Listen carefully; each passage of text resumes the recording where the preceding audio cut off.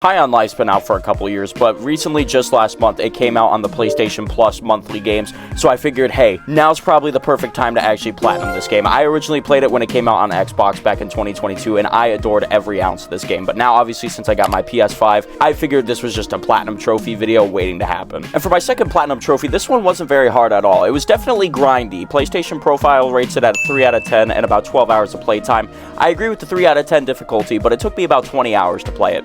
And it also didn't help, too, that I skipped over one of the missable achievements. So, ladies and gentlemen, strap in. This is a great platinum trophy video. Our journey begins by basically playing Doom. But then we quickly find out we're playing a game inside a video game because our annoying sister Lizzie pops into the room.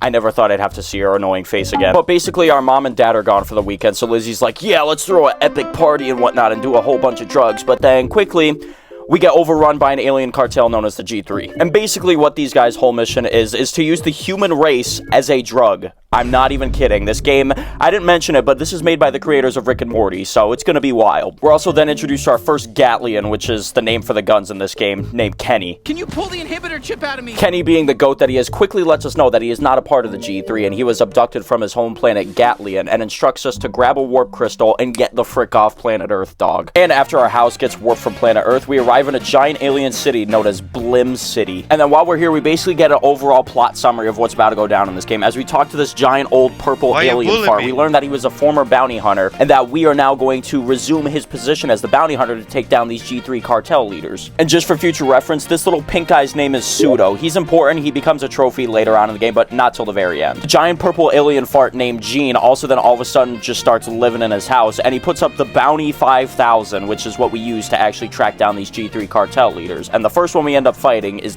Torg. As we enter the slums to go track her down, we're greeted by this annoying little kid who keeps tempting us to pull the trigger and kill him, and Oh, you don't want to shoot me. I am not shooting a kid. Go ahead. Ah, Yep. You shot me, I'm dead.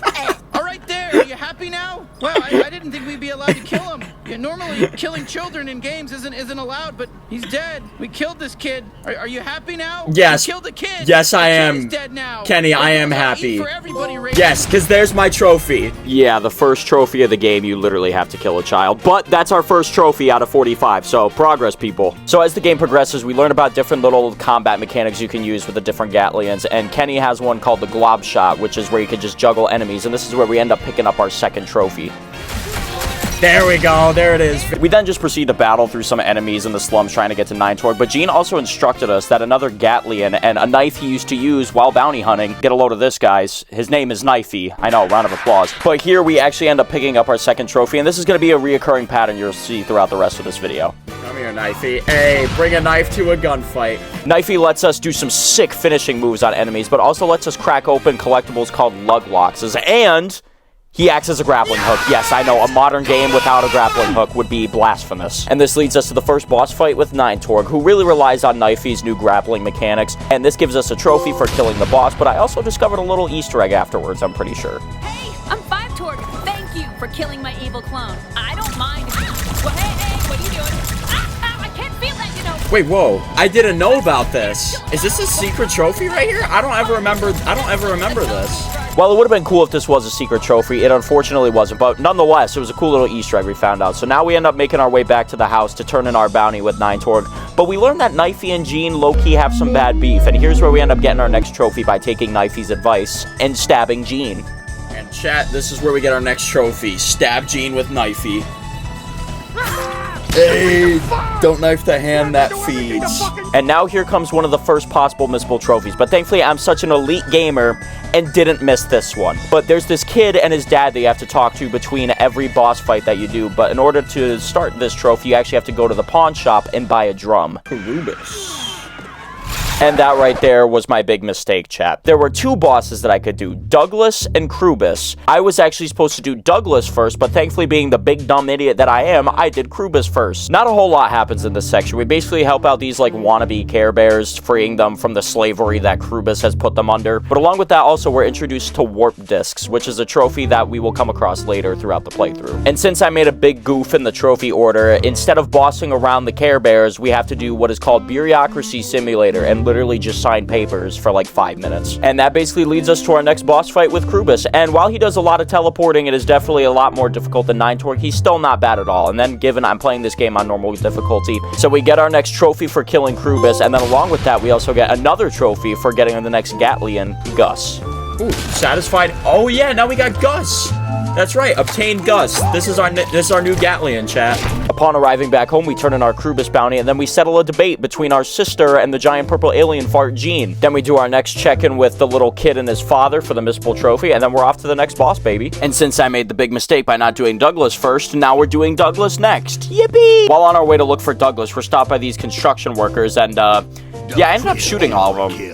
I don't really know why I'm including this in the video. I thought it was just kind of funny. We learned from this bloke right here that there's actually a huge underground city underneath all of this desert where Douglas is located, but he said he'll only let us in if we clean up all the other pinheads in the town. We then take the elevator down where we actually get to see Douglas on the screen, so we know he's down there. And basically what our plan is we're going to disguise ourselves as a G3 member to go through the training program and inevitably kill Douglas. Now, how do we disguise ourselves as a G3 member if we're dressed in a bounty suit?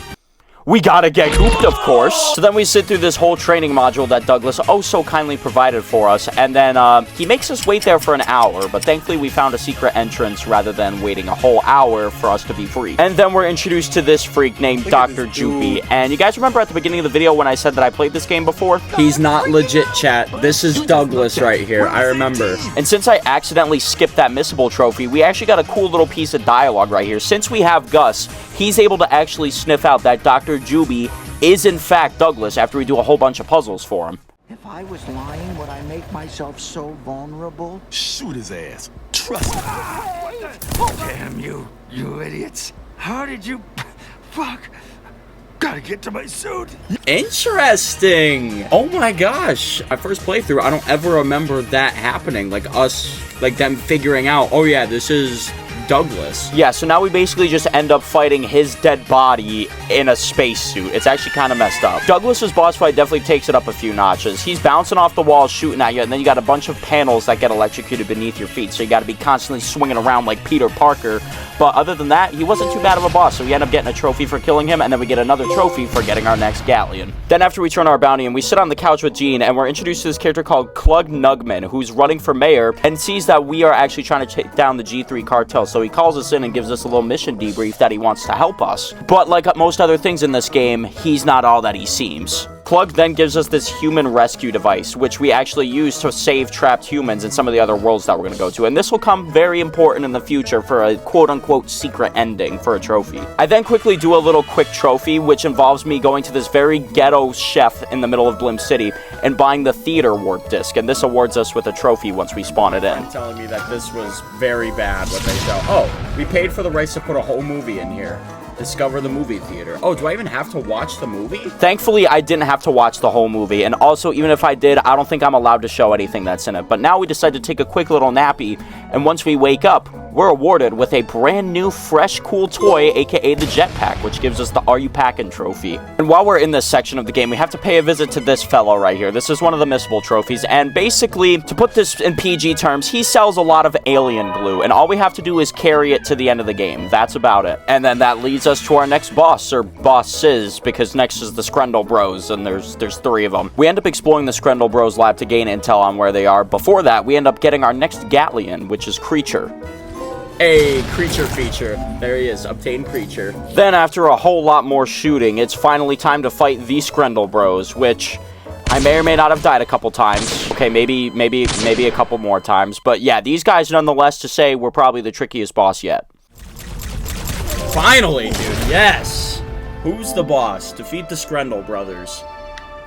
That was freaking tricky. We then get a nice message relayed to us on the 4K OLED flat screen TV in the Screndel Bros arena from the leader of the G3 cartel, Garmantuous, telling us that he's got the 2 most important people in our lives, which we assume to be our parents. After we turn in our bounty, Lizzie actually ends up now having a giant alien space boyfriend, which the only reason that this is important is because it leads up to the coolest mission in the game. The next boss up is Dr. Giblets, who is the hardest one in the game, and what Pseudo does is have us go into detective mode to figure out clues on where he's at. We find out from the sketchy chef who sold us all the warp discs that we could probably get some more information on Dr. Giblets at the High on Life store. Yeah, That's major fourth wall breaking. But guess what? That detective work got us an S rank, so it doesn't really matter. After we blast our way to the High on Life store, I actually end up getting a trophy for popping a bunch of grunt eyeballs.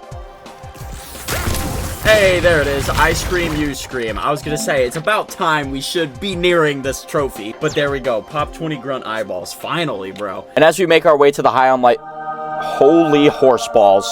It's the promised land. Space Applebee's. Chat, I still don't know how they got the rights to it in this game, but nonetheless, this is the greatest spot in the game. We then make it to the High on Life store and do some of the worst detective work ever. So bad that we literally end up getting a Z rank. While we were in the High on Life store, a man by the name of Davy Glutes was fatally shot, but we get a trophy for taking the sick little mag boots that he has, so now we can run on walls. Yeah, give me that mag boots. Rip Davy Glutes. There we go, chat. Obtain the mag boots. 20% completion. Let's go. After getting nothing from the High on Life store, we're greeted by these two men at the house, and they're actually related to Clug Nugman, and apparently they have a lead on the Dr. Giblets fellow that we're looking for. The lead they have takes us back to Zephyr. I know, this area is getting very redundant, and it only gets more redundant, but we make it to his old factory, and guess what we get to do next? A destroyed drone. Looks like it was deployed for combat. Except this time, all of our high IQ detective work actually leads us to Dr. Giblets, who is the hardest boss...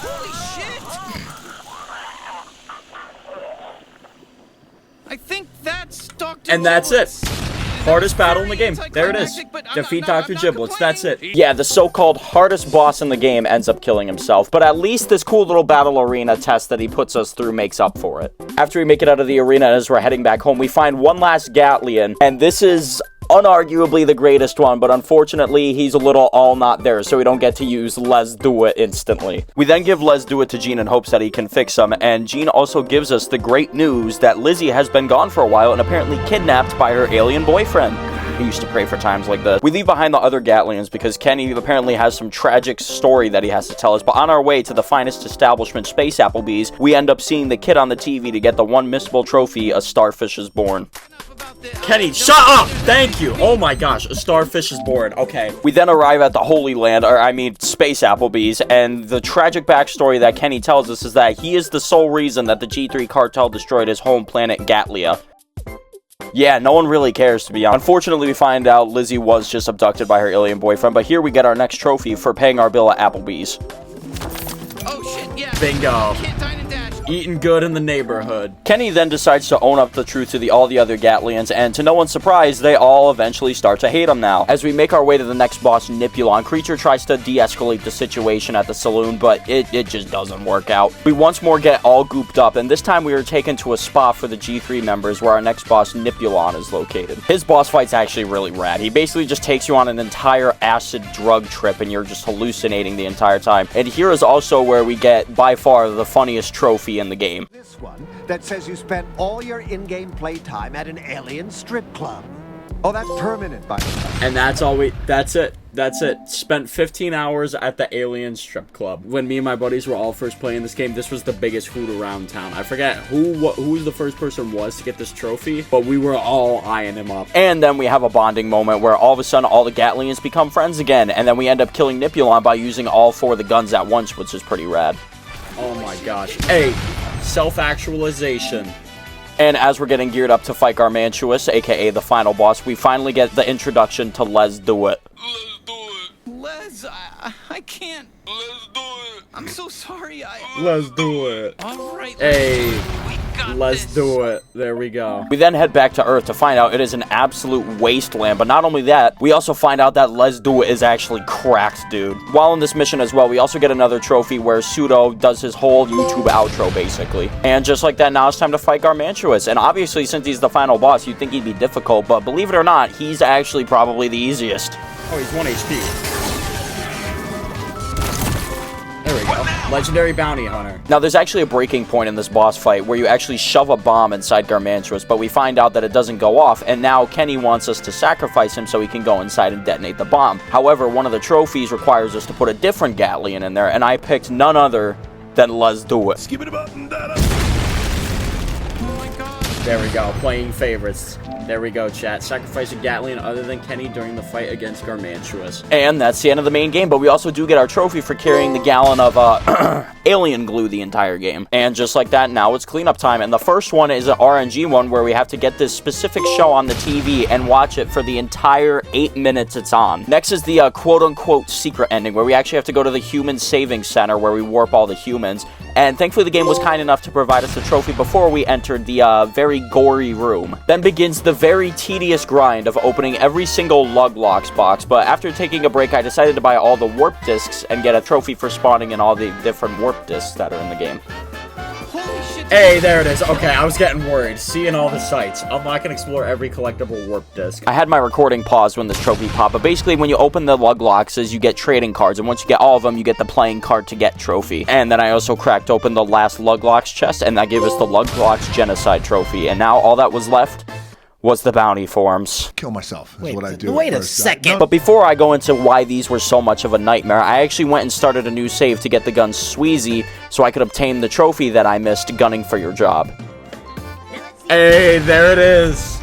There it is, chat. Now, the Hunter form is basically a to-do list on things to do in all the other different regions of the game that you go through, whether it's killing enemies, buying things from vendors. It just kind of felt like a chore more than anything. I feel like the game could have gotten away without it, but nonetheless, we obtain our last few items to get the Mods Please Ban trophy and the High on Life Platinum trophy. Let's go!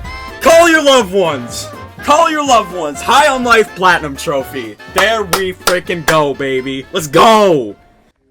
And yeah, that about wraps up the High on Life Platinum trophy video. For my second Platinum trophy, this game was absolutely amazing. It's funny, definitely got some insane out-of-pocket moments, but for the most part, this game was an absolute blast. I still have the Spider-Man PS4 Platinum trophy video, and it's gonna be like a Platinum trophy mixed with 100%. Give me some feedback in the comments as well. I want to make these Platinum trophy videos to the best of my ability. I think this one was definitely a lot better than the Astros Playroom one, but leave some feedback down below. Got some more awesome content on the way, guys, so you guys are looking forward to it. And yeah, that's all I got. I'll catch you guys next week, alright? Peace.